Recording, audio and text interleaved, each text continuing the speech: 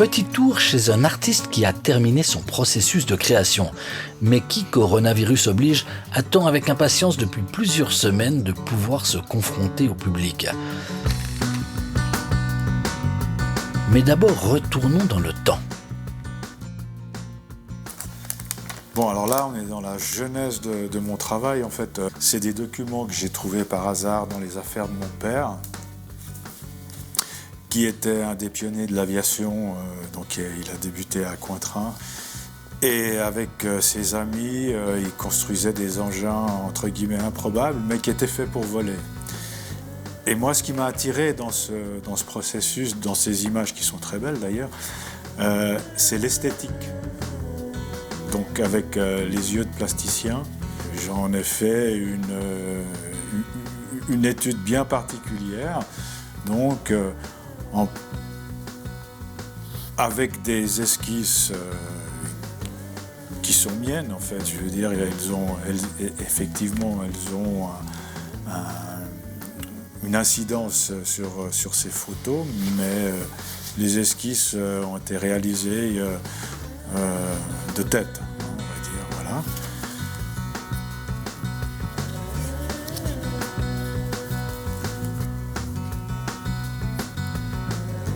Mais toujours en référence avec ces images. Ces personnes ont construit des engins dans le but de voler, mais pas du tout dans le but d'une esthétique. Et moi, ce que j'en retire, c'est justement l'esthétique de l'objet qui a été construit.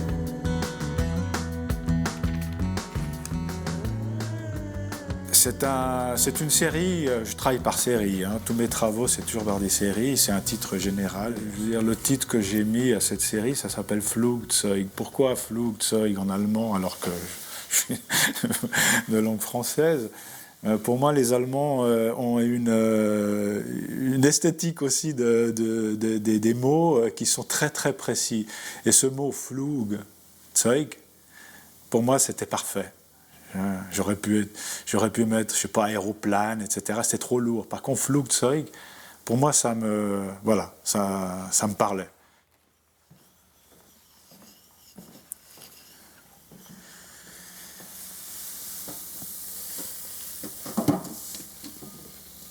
Voilà, alors ça c'est une pièce qui viendra au sol, donc par rapport à l'exposition, elle sera exposée telle qu'elle. Elle est en équilibre, ce que je trouve assez intéressant, comme si elle était tombée comme ça sur le sol. Là, il y a une structure métallique, donc très rigide, avec les rivets qui sont tout à fait...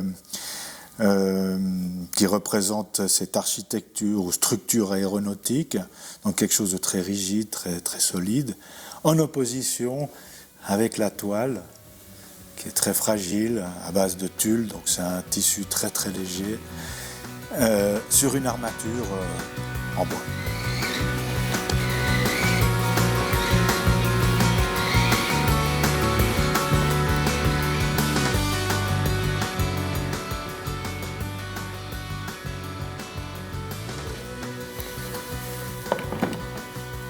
C'est certains détails qui ont été dessinés à partir de croquis et que j'ai réalisés dans des pièces avec des cadres de métal, donc quelque chose d'assez rigide, mais en même temps il y a une fragilité assez forte dans le travail lui-même. Qu'est-ce qu'il y a de fragile là-dedans?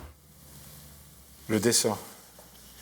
J'ai un dessin qui n'est pas tout à fait exact parce qu'il a quand même, je veux dire, c'est pas un dessin qui a été numérisé comme on dit, c'est vraiment à main levée. Donc il y a toujours cette fragilité, mais cette fragilité, elle se retrouve dans l'ensemble du travail. On pourrait prendre comme par exemple cette toile. Il y a un élément presque tactile, je veux dire, c'est fin, c'est léger, c'est presque transparent, c'est fragile. en opposition avec les armatures en bois, et la tension qui est récurrente dans mon travail, donc avec des câbles, etc. Antoine Martin, en tant que plasticien, ne retiendra donc des machines volantes de son père que fragilité et esthétisme, en allant même au final jusqu'à épurer à l'extrême l'esthétisme.